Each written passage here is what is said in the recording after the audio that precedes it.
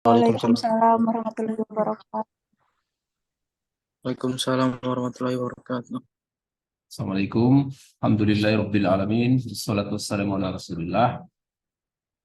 Baik anak-anak sekalian, kita ketemu lagi alhamdulillah dalam perkuliahan perdana kuliah hukum acara Peradilan Tata Usaha Negara kelas C18 ya.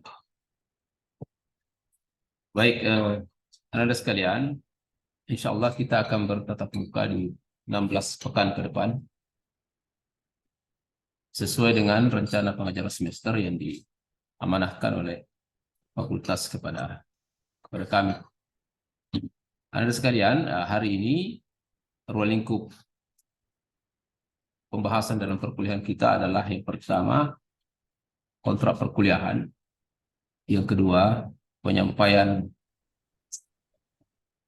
satuan pengajaran semester yang merujuk pada rencana pengajaran semester atau RPS yang telah ditetapkan oleh fakultas. Ini menjadi patokan kita bersama dalam menjalankan perkuliahan di 16 pekan ke depan. Di perkuliahan pertemuan pertama sampai dengan ke-7 kita akan bertatap muka membahas beberapa sub-sub pokok bahasan yang telah diatur dan dicantumkan dalam RPS. Di pertemuan ke-8 jika memungkinkan kita akan melaksanakan ujian tengah semester. Itu biasa kita kenal dengan mid test. Kemudian di pertemuan ke-9 sampai 15 kita lanjutkan lagi ya, dengan lanjutan materi sesuai RPS. Dan di pertemuan ke-16 akan dilanjutkan dengan ujian akhir semester atau final test yang kelaziman dilaksanakan oleh fakultas 3 tahun terakhir itu dengan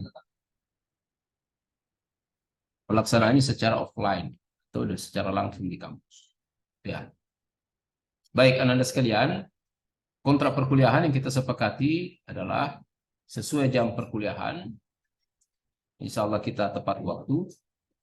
Jika ada hal-hal atau halangan, maka saya akan mengkonfirmasi di grup WhatsApp mengenai pelaksanaannya, apakah diundur 30 menit, 1 jam, atau kita ganti di jam yang berbeda. Yang kedua, perkuliahan ini kita harapkan tidak ada bedanya, atau sebagaimana halnya pelaksanaan perkuliahan itu dilakukan dengan tatap muka di kampus. Artinya kalian juga harus mempersiapkan diri sebagaimana kalian hendak bertatap muka di kampus. Baik dari sisi pakaian, kemudian tempat dan lokasi pelaksanaannya. Jadi Anda harus mengkhususkan satu tempat yang memang Anda persiapkan untuk mengikuti perkuliahan. Jangan ada yang mengikuti perkuliahan sementara sedang mengendarai kendaraan, naik motor, mengendarai mobil, atau di jalan dari kampung menuju Makassar. Jadi ini perkuliahan tidak ada bedanya. Jadi Anda harus mengosongkan jadwal mulai jam 1 sampai dengan jam 14.40 untuk konsentrasi dalam perkuliahan. Tidak dibenarkan Anda sembari melakukan aktivitas lain juga mengikuti perkuliahan. Itu berarti Anda tidak niat untuk mengikuti perkuliahan. Padahal perkuliahan secara daring ini hanya memindahkan tempat pelaksanaannya dari dunia nyata ke ruang Zoom meeting ini. Tetapi yang lainnya harus sama ya. Harus sama seperti Anda sedang mengikuti perkuliahan di kelas. Ya. Berikutnya, ya, tidak ada aktivitas lain ya. Seperti makan, minum, dan lain sebagainya. Aktivitas Anda hanya dalam rangka mengikuti perkuliahan. Oleh karena itu, ya, hakikatnya sebenarnya ini tidak ada bedanya ya, dengan perkuliahan tatap muka di kampus. Ya, baik anak-anak sekalian, nanti kita akan antar perkuliahan ini secara garis besar ya. Sebelum kita masuk pada subpokok bahasan, karena hari ini kita belum masuk pada subpokok bahasan utama. Kita masih perkenalan dan ada penyampaian beberapa pengantar perkuliahan sebelum Anda memasuki pokok-pokoknya. Ya. Baik, kita sampai pada tahap kedua, yaitu penyampaian satuan acara pengajaran atau RPS yang akan saya share. Ya. Ini Ananda ya, bisa dilihat ya? Bisa kelihatan ya? Halo? Iya Pak, kelihatan Pak. Ya, bisa aja Pak. Baik. Ya. Nah, jadi di pertemuan pertama yang sementara berlangsung ini, tadi sudah dijelaskan mengenai kontrak perkuliahan. Dan nanti kita akan antar mengenai pengertian, latar belakang, maksud, dan pembentukan peradilan tata usaha negara ya. Nah, ini RPS yang berdasarkan indikator kinerja yang ditetapkan fakultas, saya harus sampaikan kepada kalian di pertemuan pertama ya. Nah, di pertemuan kedua, tujuan pembelajaran adalah untuk menjelaskan agar mahasiswa mampu memahami dan menjelaskan tentang kompetensi absolut serta kompetensi relatif dari peradilan tata usaha negara, atau yang dalam perkuliahan ini lazim kita singkat dengan PTUN. Nah, jadi sebagaimana kita kenal sistem peradilan kita mengenal kompetensi peradilan. Jadi tidak sengketa atau perkara itu tidak ditangani oleh satu pintu peradilan, tetapi ada banyak pintu peradilan. Ada pengadilan negeri, ada pengadilan agama, ada peradilan tata usaha negara, peradilan militer. Dan yang terbaru saat ini adalah peradilan pajak ya. Masuk dalam ruang lingkup peradilan tata usaha negara. Nah, ini tentu saja memiliki ruang kewenangan yang berbeda-beda, memiliki kamar kewenangan yang berbeda-beda. Oleh karena itu nanti kita akan bicarakan, diskusikan mengenai kompetensi-kompetensi baik dari sisi kompetensi absolut maupun kompetensi relatif. Nah, ini di pertemuan kedua. Di pertemuan ketiga, kita akan diskusi mengenai unsur-unsur PTUN dan sumber-sumber hukum peradilan tata usaha negara. Secara garis besar kita akan membahas mengenai istilah PTUN, karena ini digunakan dengan istilah yang berbeda-beda. Kalau hukum materialnya kita kenal hukum administrasi negara. Nah, itu istilah yang berbeda. Sementara di hukum formilnya itu kita kenal tata usaha negara, istilah tata usaha negara ya. Berbeda dengan pidana, misalnya hukum materialnya itu adalah hukum pidana, hukum formilnya adalah hukum acara pidana. Di bidang perdata juga demikian ya, hukum materialnya adalah hukum perdata, hukum formilnya adalah hukum acara perdata.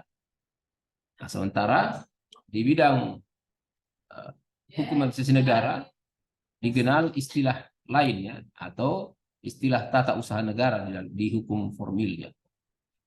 Nah, nanti istilah ini akan kita jelaskan apa sih bedanya dan kenapa sampai muncul istilah-istilah seperti itu.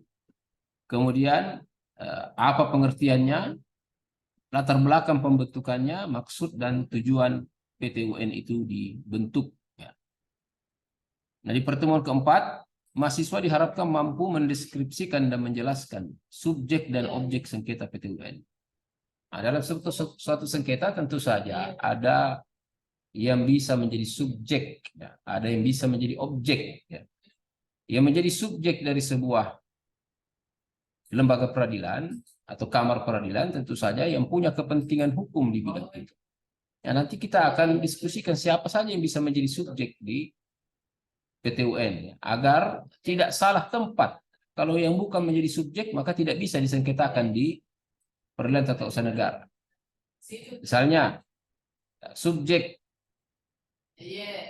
contoh besarnya ya, subjek hukum dalam lingkup peradilan tata usaha negara itu adalah pejabat atau badan tata usaha negara di sisi lainnya, dan di sisi yang berbeda adalah orang per orang atau badan hukum yang dirugikan. Nah, selalu seperti itu ya. Kalau di pengadilan negeri hubungannya adalah apa? Interpartis, antara subjek dan subjek, antara pribadi dengan pribadi. Tetapi kalau dalam lingkup peradilan tata usaha negara, yang bersengketa itu adalah subjek hukum orang per orang atau badan hukum dengan badan atau pejabat pemerintahannya atau pejabat tata usaha negara. Kalau ada kekeliruan dalam menetapkan subjek termasuk juga objek, maka yang terjadi adalah gugatan itu akan dinyatakan obscure atau kabur. Atau sebaliknya, kalau kekeliruan dalam menentukan subjek, dalam hukum acara dikenal error in person. Nah, salah orang ya. Kalau salah orang, gugatan dapat dinyatakan tidak diterima. Atau tidak dapat diterima. Di pertemuan kelima akan disampaikan tujuan dan capaian pembelajaran adalah mahasiswa mampu mendeskripsikan dan menjelaskan subjek dan objek sengketa. Oh, ini masih sama ya dengan pertemuan keempat. Jadi ini dijelaskan di dalam 2 kali tatap muka. Di pertemuan keenam, capaian pembelajarannya adalah mahasiswa mampu mendeskripsikan dan menjelaskan sifat-sifat hukum acara peradilan tata usaha negara. Ya. Nah, demikian juga di pertemuan ketujuh. Ada sifat-sifat yang khusus dan membedakan antara peradilan tata usaha negara dengan peradilan-peradilan lain. Nah, di pertemuan ke-8 kita akan bicara tentang asas-asas pokok PTUN. Nah, diharapkan mahasiswa nanti akan mampu mendeskripsikan dan menjelaskan asas-asas pokok peradilan tata usaha negara. Nah, berdasarkan LPS ternyata kita ujian tengah semester di pekan ke-9. Ya. Nah, ini tidak lazim ya sebenarnya, tapi ya LPS-nya demikian ya. Di pertemuan ke-10 masih menyambung tentang asas-asas pokok dari peradilan tata usaha negara. Tetapi ruang lingkupnya sampai dengan pertemuan ke-11 tentang wewenang memutus sengketa. Kemudian di pertemuan ke-12, mahasiswa diharapkan mampu mendeskripsikan dan menjelaskan susunan kedudukan dan kewenangan peradilan tata usaha negara. Di pertemuan ke-13, kita akan diskusi tentang dasar pengujian keputusan dan pemeriksaan peradilan tata usaha negara. Apa-apa saja yang menjadi dasar. Apa-apa saja yang mendasari hakim dalam mengadili dan memutuskan. Nah, tentu saja ada 2 dasar pertimbangan, yakni ratio legis dan ratio decidendi. Ratio legis itu pertimbangan hukum, ratio decidendi itu pertimbangan faktual ya, atau fakta-fakta yang terungkap di peradilan. Ya. Mahasiswa mampu menjelaskan dasar pengujian keputusan tata usaha negara. Mampu mengidentifikasi dan menjelaskan pembuktian, putusan, dan upaya hukum. Jadi setelah metode pembuktian, kemudian putusan, lalu upaya hukum apa yang dapat diambil untuk menguji putusan hakim tersebut. Nah, di pertemuan ke-16 adalah final test ya, yang diselenggarakan secara langsung di tatap muka di fakultas ya. Baik Anda sekalian, itu tadi RPS ya. Berikutnya saya akan antar Anda mengenai latar belakang lahirnya peradilan tata usaha negara ini. Jadi kalau kita dalam hukum tata negara kita sudah belajar bagaimana lembaga-lembaga negara itu dibentuk. Bagaimana badan-badan negara itu dibentuk dan diberikan kekuasaan. Hukum material dari hukum tata negara itu ada pada konstitusi. Pasal-pasal konstitusi itu membentuk organ-organ negara. Mulai dari organ presiden, wakil presiden, kabinet, menteri, kemudian Dewan Perwakilan Rakyat, Dewan Perwakilan Daerah, Majelis Permusyawaratan Rakyat, Badan Perwakilan, Badan Pemeriksa Keuangan, Mahkamah Konstitusi, Mahkamah Agung. Nah, itu memanifestasikan pembagian kekuasaan yang dikemukakan oleh Montesquieu, Rousseau, atau John Locke. Yang teori klasiknya mengatakan dibagi menjadi 3 poros kekuasaan. Kekuasaan eksekutif, legislatif, dan yudikatif. Atau biasa kita kenal dengan trias politika. DPR memiliki kewenangan atau kekuasaan untuk membentuk undang-undang. Pemerintah bersama dengan kabinetnya memiliki kewenangan menjalankan dan melaksanakan undang-undang, serta ada lembaga tersendiri judicial power yang memiliki kekuasaan untuk mengadili, memeriksa pelanggaran undang-undang. Nah, kira-kira pembagian kekuasaannya seperti itu. Ya. Masing-masing memiliki kekuasaan dan dengan mekanisme check and balances, ya, mereka saling mengawasi. Kedudukan lembaga-lembaga negara ini, ya, lembaga-lembaga inti negara atau biasa disebut dengan prime state organ, ya, atau lembaga negara utama, itu kedudukannya Nebengeordnet atau setara. Presiden tidak lebih tinggi dari DPR, DPR tidak lebih tinggi dari presiden, MPR tidak superior dari DPR, demikian juga presiden tidak inferior dari DPR ataupun DPR. Kemudian kekuasaan-kekuasaan ini dibatasi oleh hukum administrasi negara. Ya. Kenapa dibatasi? Karena kata Lord Acton, power tends to corrupt. Kekuasaan itu berpotensi dan bertendensi untuk diselewengkan, untuk disalahgunakan. Big power, semakin besar kekuasaan, maka corrupt absolutely. Semakin besar pula kemungkinan untuk diselewengkan atau disalahgunakan. Nah, itu hakikat kekuasaan. Oleh karena itu, dalam menjalankan kekuasaan, maka negara melalui norma hukum itu harus memberikan batasan-batasan. Nah, dalam melakukan sesuatu perbuatan, negara membatasi pemerintah, membatasi ruang lingkup administrasi negara untuk menjalankan aktivitasnya. Saya misalnya, ya, dosen, ya, mendapatkan tugas fungsional untuk melakukan pendidikan, pengajaran, dan penelitian. Salah satu dari dharma pendidikan itu adalah yang sedang berlangsung saat ini. Salah satu dharma dan perguruan tinggi itu adalah melakukan pendidikan. Nah, saya diberikan kewenangan oleh rektor ataupun dekan untuk menjalankan perkuliahan mulai dari awal, klasikal seperti ini, kemudian ujian tengah semester, ujian akhir semester, sampai dengan penilaian akhir, evaluasi penilaian akhir. Pada akhirnya saya memiliki kewenangan melingkari nilai Anda di berita acara nilai.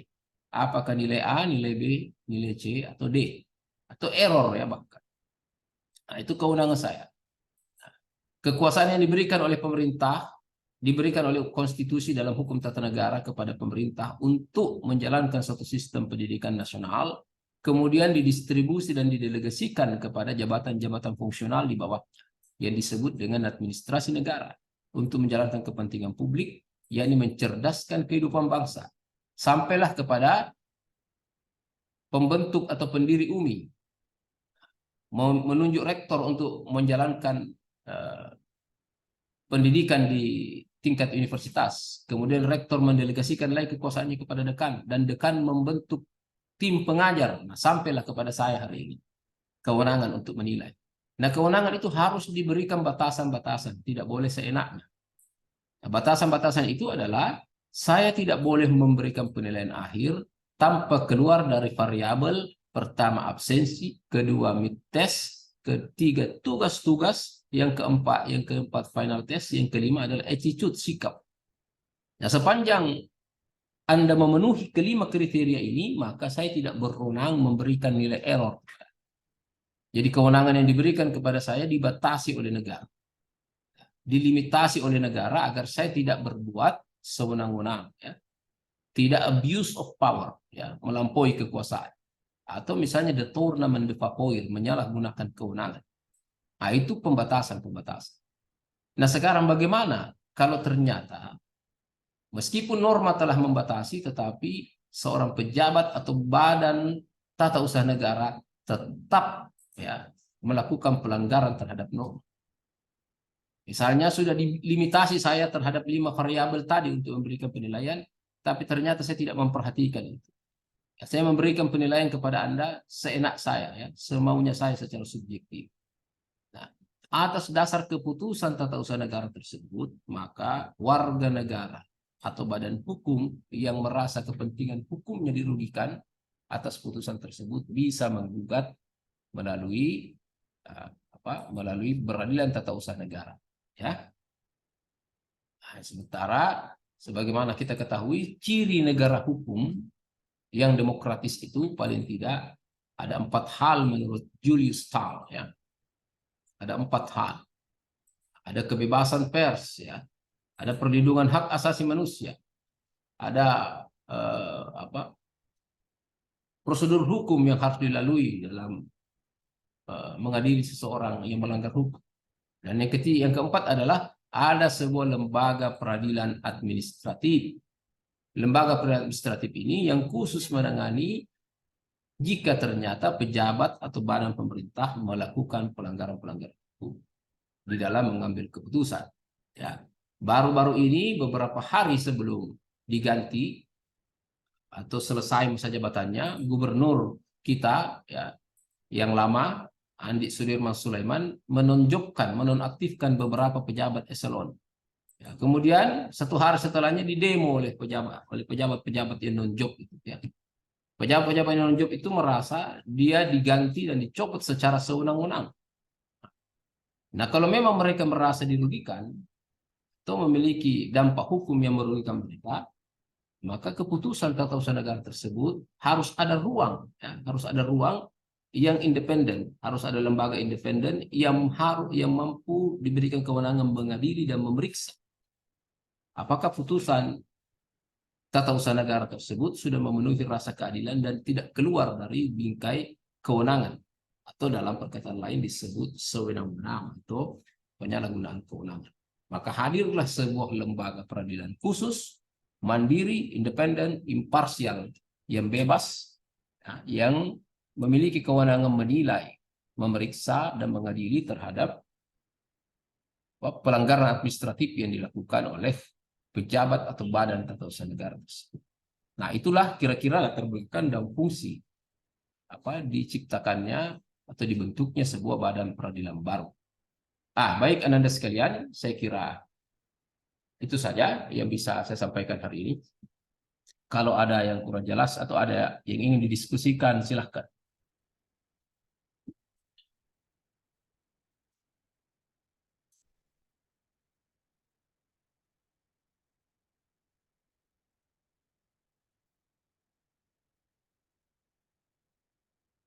Ya, ada? Sudah lulus semua ya? Hukum administrasi negaranya? Sudah, Pak. Sudah ya? Siapa ini yang angkat tangan? Dita Nurfaidah? Iya, Bukan. Pak. Bukannya. Andi Nur Salam sudah lulus anunya? Dinda. Hukum administrasi negaranya sudah?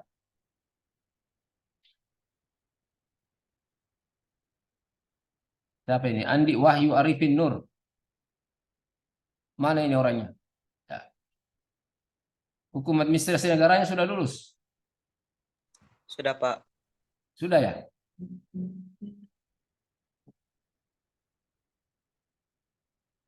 Yang mana yang dimaksud itu pejabat tata usaha negara kalau berdasarkan hukum administrasi?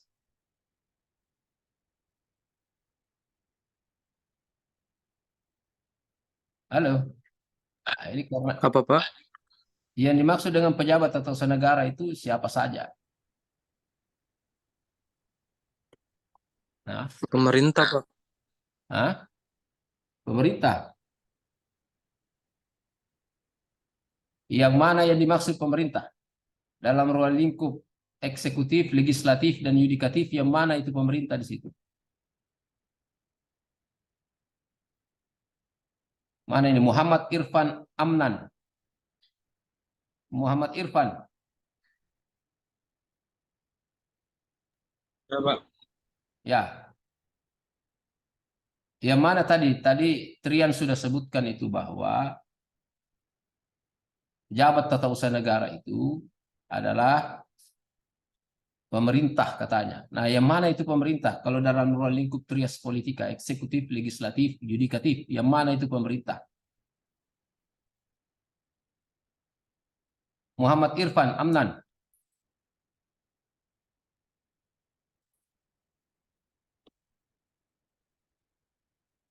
Nah, coba Muhammad Yusuf Saudin. Muhammad Yusuf. Ya, Pak. Ya. Yang mana itu yang dimaksud pemerintah?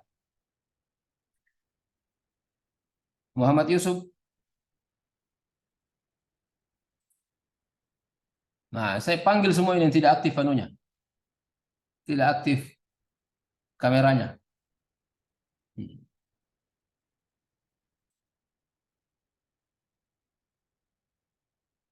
Coba Rahmat Hidayat. Mana Rahmat Hidayat?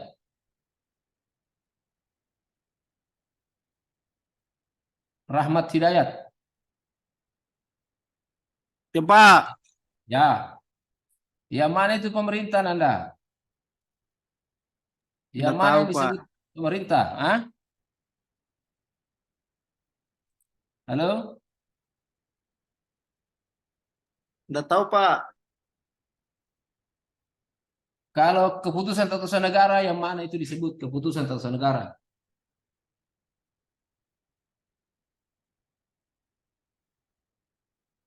Sri Ayu Humaira.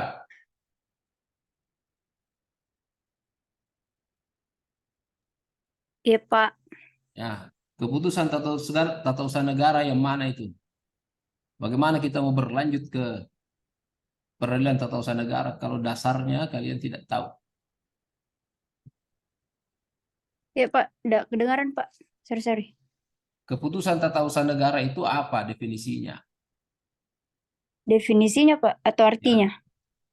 Ya, apalah yang bisa kalian tangkap apa?